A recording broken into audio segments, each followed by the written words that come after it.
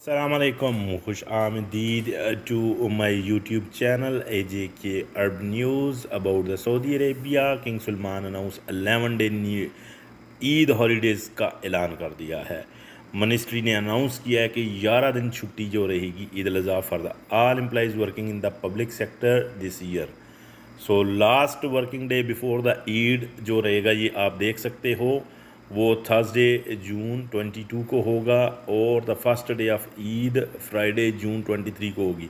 And the last day of the जो छुट्टी होगी वो मंडे वाले दिन होगी और 4 जुलाई से बाकायदा दोबारा से काम शुरू कर दिया जाएगा। इसमें बहुत सारे सेक्टर्स हैं, बैंक सेक्टर्स हैं, सब कॉन्ट्रैक्टर एम्प्लॉयज़ हैं, army forces including the police and health sector.